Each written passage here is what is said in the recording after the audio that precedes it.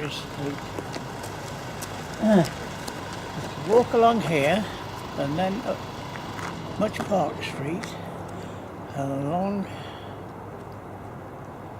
Parkside to Charles Moore School. That's where I went when I was 11 years old, so I left at 14. Well, I left at 13 actually, and started work before my 14th birthday, and they sent me home again. Yeah, that was it. We just walk along here all the time. Those were the days. It's all totally changed now.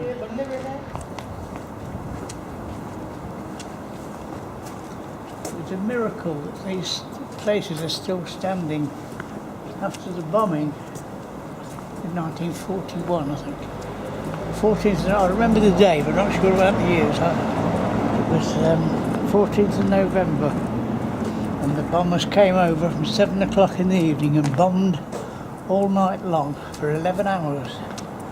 And we came out, my brother-in-law and I came back and walked right through here, Jordan Well, and down Priory Street, along Bailey Lane here, the entrance up there, and all was left was the stonework.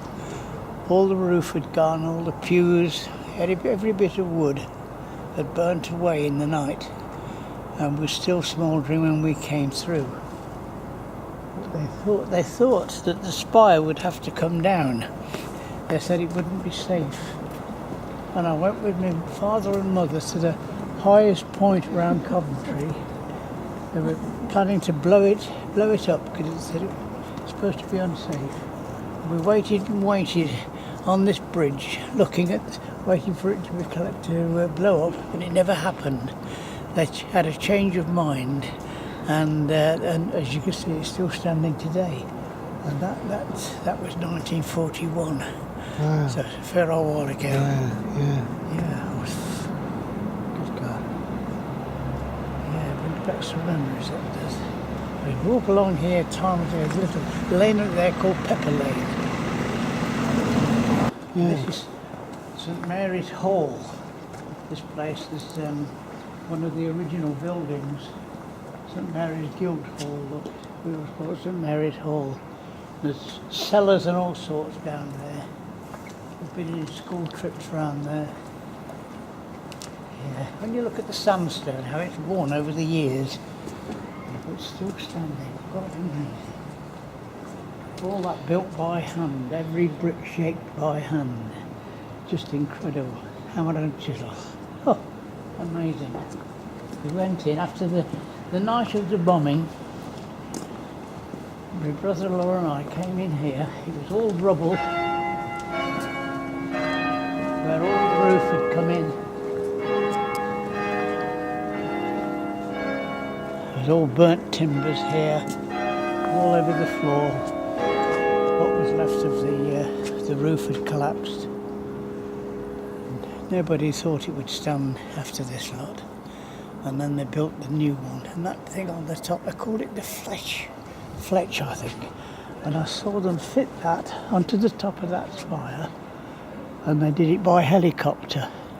A helicopter flew in with that hanging underneath, and they guided it, and it dropped it over the end of that column up there.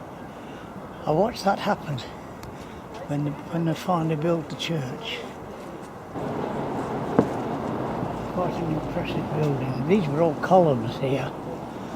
Went up to the roof, but they were considered unsafe. In fact, some did come down. That's where the rubble was laying in, where the aisles and where all the pews had been. Right.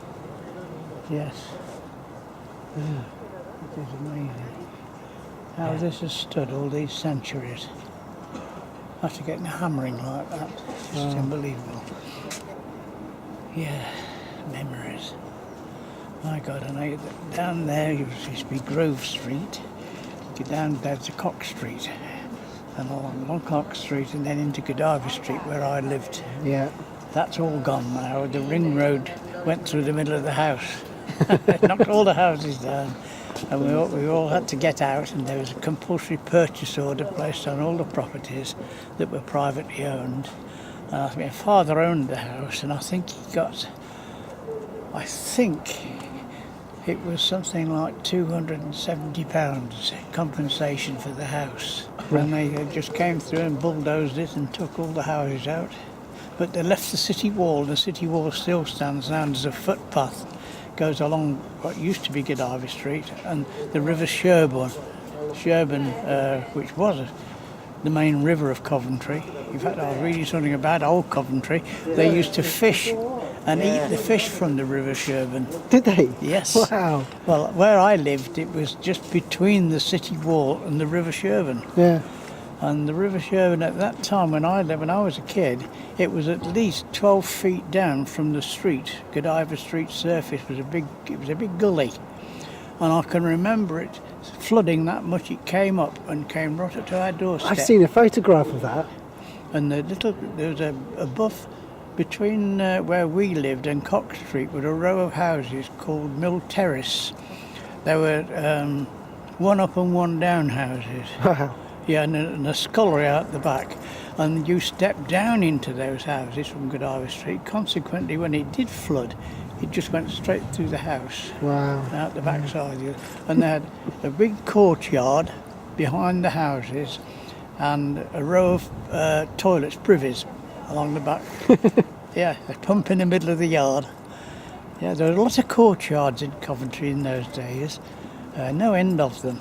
And of course, most of the city gates, I think they've preserved most of them. Cook Street Gate, and there's one at Gosford Green, near Gosford Green, and one in Much Park Street. I can't remember the others, but they were all around, and most of a fair bit of the city wall was retained. And now, so they put a footpath along the side of it. Yeah. But what about this, though, when you think how this was built?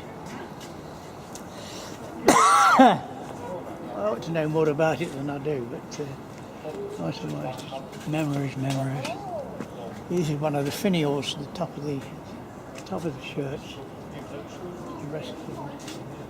Round this corner here was an area called Butcher Row. Yes, I'm sure it was this side, Butcher Row.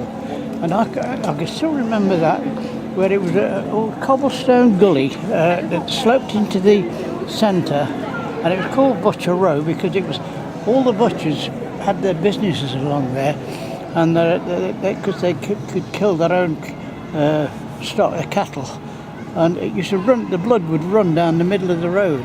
Wow. Where they butchered their meat.